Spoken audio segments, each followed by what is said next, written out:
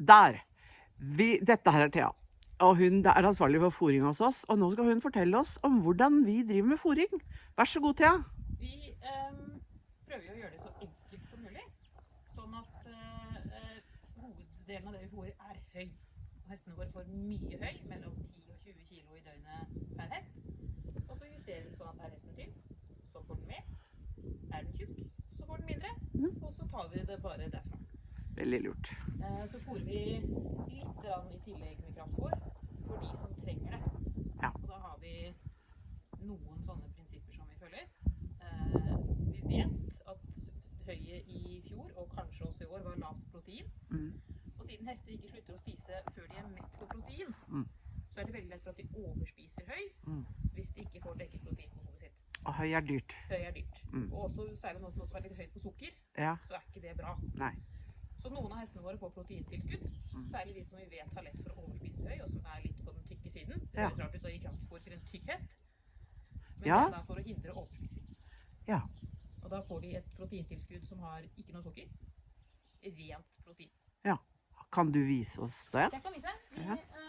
Vi kjøper i Sverige en protein som heter Kraft, Ja. fordi Felleskjøpet har ikke noe fullgodt alternativ. Nei. Men de har sojapellets, så hvis hesten din liker det, så er det like bra. Ja. Men hestene våre synes ikke det er noe godt. Nei. Men vi bruker noe som heter Kraft pluss protein. Ja, skal vi snike oss inn i stabberet? Det her er gammel stabber. Ja, men det går fint. Vi ser, Så vi bruker faktisk. Kraft pluss protein til de hestene som trenger mer protein. Ja. Og det er et proteintilskudd. Ja. Så det er ikke et fullfôr. Nei, men vi ønsker jo å bruke mest mulig høy. Ja, og det er jo det som er hestens fullfôr. Ja. I tillegg så har vi noen hester som jobber veldig hardt. Ja. Sånn som Mandarb, hesten til Pelle. Han jobber veldig hardt, og så er han litt småspist. Ja. Så han får litt kraftfôr i tillegg. Ja. Særlig Champion Extrem. Ja. Det er ikke et fôr vi bruker på alle hestene, fordi det har mye sukker. Ja. Men Mandarb tåler det fordi han jobber så hardt og er i ja. så god form. Ja. Så med han så er ikke det noe problem. Og så har vi også Champion Diamant, som vi gir til de hestene som er vant til å få noe, og som blir skuffet og lei seg hvis de ikke får Mjølner, for eksempel, som fikk kraftfôr da han var hingst, fordi han tappte seg i vekt hver sommer og ble tynn og skranten, fordi han stresset så fælt og ville så gjerne ha alle damene. Ja, uff, ja, det var Nå huske. er han valak og blir litt rund, Ja. men han blir også veldig fornærmet hvis han ikke får den bøtta si om kvelden, så han får en neve diamant i kniven. Ja. Ja. Diamant er et fullfôr. Ja. Men hvis hesten får nok høy, så trenger han det ikke. Så kan vi så bruke det noen ganger litt som en godis også, kanskje. Eller man skal få i de litt vitaminer eller noe ekstra de trenger. Ja. Og om vinteren så gir jeg alltid et fiberfôr, sånn som diamant, Ja. sammen med pelletetfôr, for at de skal ha lengre tyggetid. Ja. Fordi de fleste bare inhalerer Ja. pellets med en gang, og det er ikke bra for magen. Ja. Så de får alltid et fiberfôr sammen med pelletsfôret. Ja. Når vi ikke kan gi det som grøt om sommeren, så gir vi grøt. Og her er det Nå er det tomt i mange av boksene, fordi vi bruker ikke så mye kraftfôr. Nei. Det er litt hønemat og sånn også, vet jeg, som Torunn driver med. Og så er det kattemat til kattene om vinteren. Ja. Og så er det noen av oppstallørene som har sine egne opplegg, som har sine egne bokser. Ja. Og det er jo det, så altså, Så spennende, og så har du en veldig fin tavle her da. veldig utdatert nå da, men Ja, men du er veldig litt å oppdatere den hver gang du skal ha en vikar. ja, og så her står det jo også alle fôrtypene vi har, Ja. med Og hva hvordan det de er for noe, funker. hvor mye man kan fôre maks, og Ja. om de må blandes ut i vann. Ja. Skal vi gå ut og se litt på høye... Nå skal vi gå inn i en av boksene. Boksen til Mandarb ser det ut som vi skal inn i. Så skal vi se litt på hvordan vi fôrer med høy.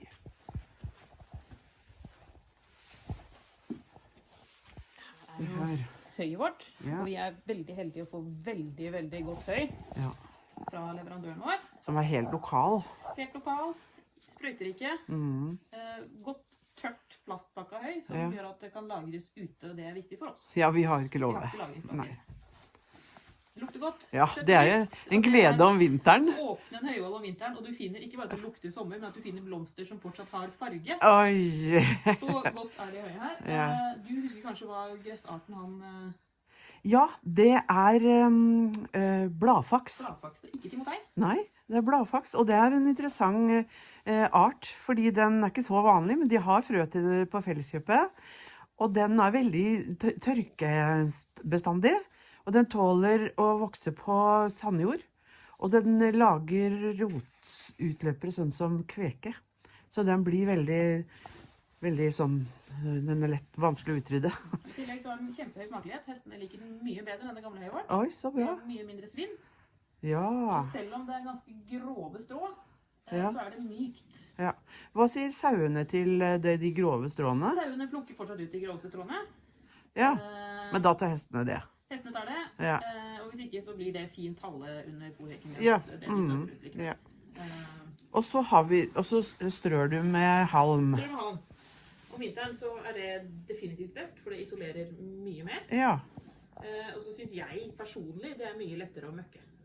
Det Ja. er en sånn smakssak. ja, og det må du bestemme da, siden det er du som faktisk Jeg møkker. møkker. Ja, Og hvis du ser her da, så ser du kanskje litt at jeg har lagt all halmen midt inne i boksen.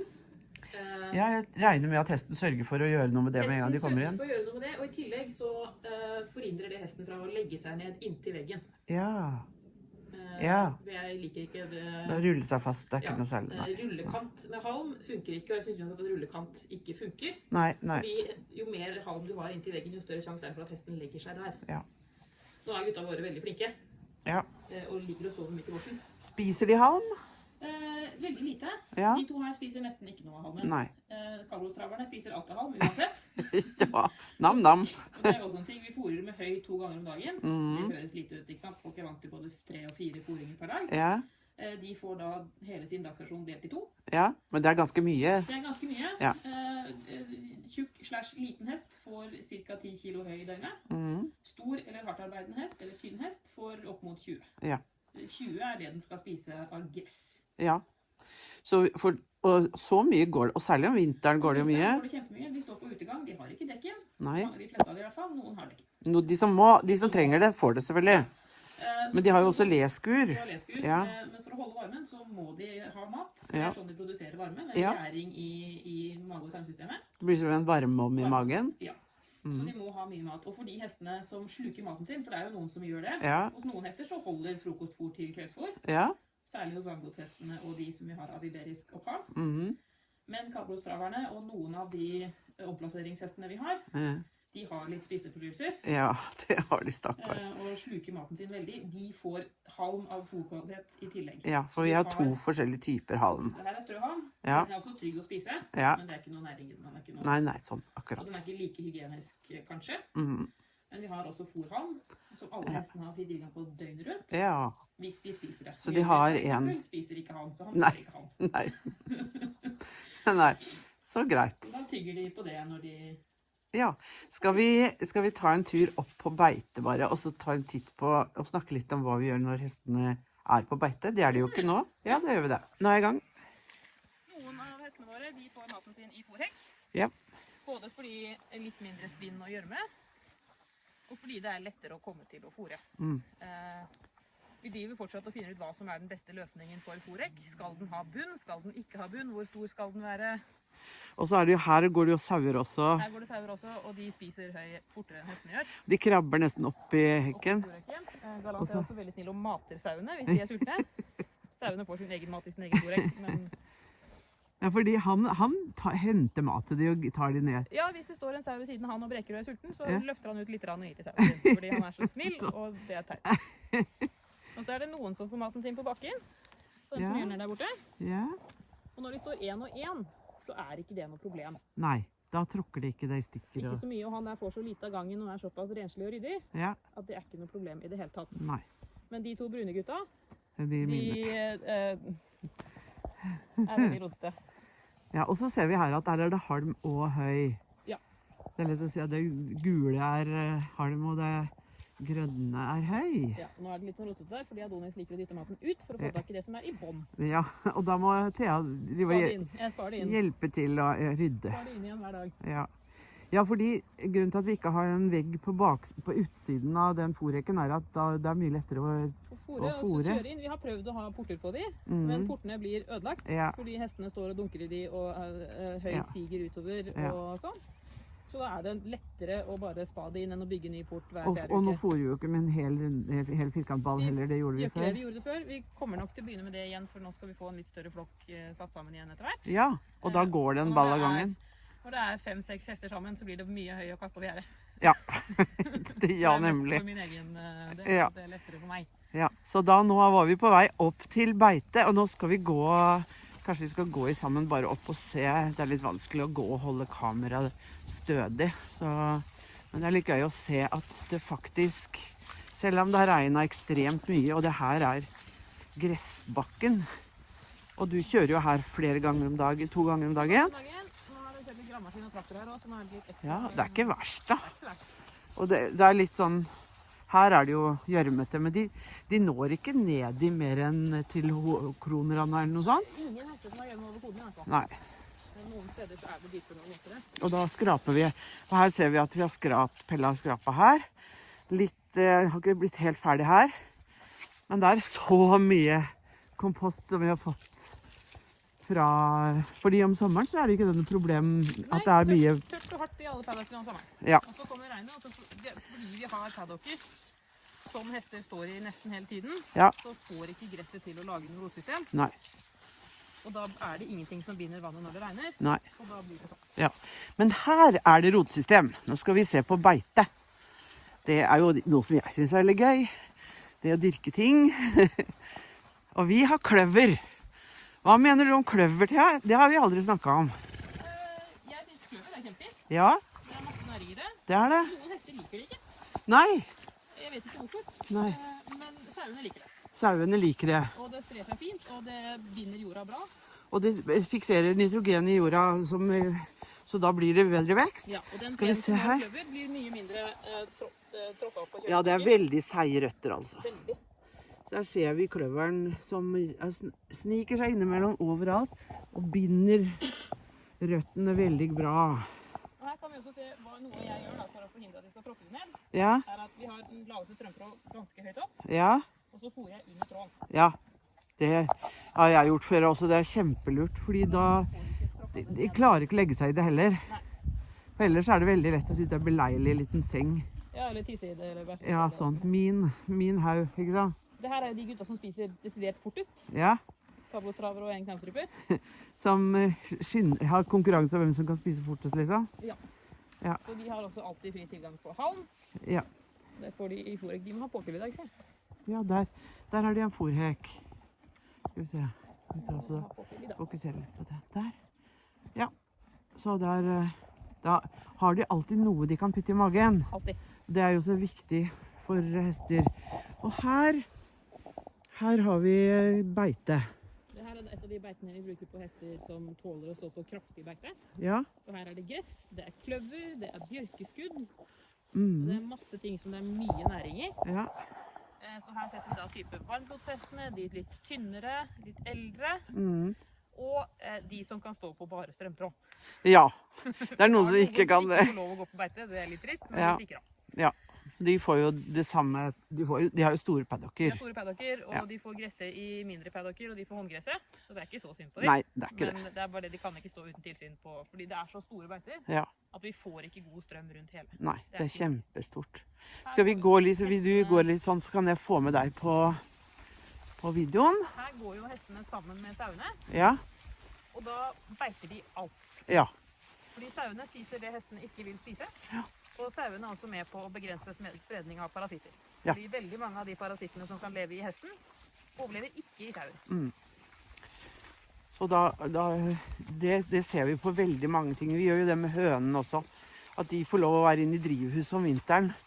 Sånn at da de parasittene som synes det er ålreit å bo på hønene, de får jobbe med tomater på sommeren. Og det er ikke det samme, gitt. Nei. Her er det litt annerledes vegetasjon, ser jeg. Litt sånn Ja, det er brunere. litt sånn ulike forskjellige gresstyper.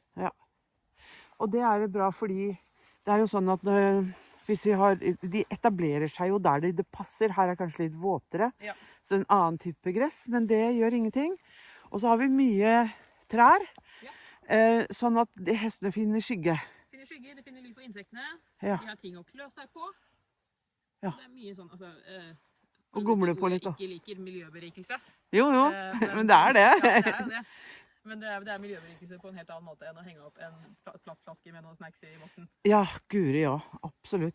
Og så har jeg en ting som er også interessant, det er at vi slapp ut sauene søyene her før de lamma i Ja, våre, så det har vi jo- funka veldig bra. Det har vi ikke gjort før. Nei. Vi har latt de lamme inn i paddocken, fordi da er det lettere å hjelpe de Ja. hvis de skulle få problemer. Og selv om vi da ikke hadde muligheten til å hjelpe de, Mm. fordi de lamma, altså det var da mange mål er det de går på da, 100 mål eller noe, Ja, det er noe sånt. så hadde vi mye lavere, for å kalle det spedbarnsdødelighet, Ja. enn vi har hatt før. Mm. Fordi sauene våre viser at de er veldig smarte. Ja. De lammer når de er klare for det. Mm. De som vet at de trenger hjelp, de kom likevel ned. De Ja. måtte bare hjelpe én, tror jeg. Ja. Og så lamma de jo inni De lammer kratt busker og sånn. Så kråkene hadde ikke noe å spise lenger. Mm. Fordi det har vært et problem at kråkene har sittet og ventet på lamming. Ja. Og de er veldig glad i nyfødte lam. Det er veldig Ja. brutalt. Sånn er Fæle naturen. greier. Og da måtte vi liksom sperre dem inne. Sperre de inne under tak, og de liker ikke det. Nei. Men de vet, sauene våre er veldig smarte. Ja. De vet når jeg fôrer, Ja. og da kommer de. Så da kan du holde styr på de. Og, Jeg kan telle de, og jeg kan se at nå har den fått lammene sine, og nå har den fått lammene sine, og den der kommer til å lamme i dag. ja. Så vi får holde et øye på henne. Mm. Men vi mistet bare ett nyfødt lam i år, mot 4-5 kanskje tidligere år. Ja. På det verste, liksom. Ja. Det har vært, Ops, og nå heller tråkka ingen jeg. kopplam i år. Nei, det er sant. Det Ingen er også kopplam. første gang så lenge jeg har vært der. Det er noe der, altså. Det naturlige er en veldig bra, viktig ting.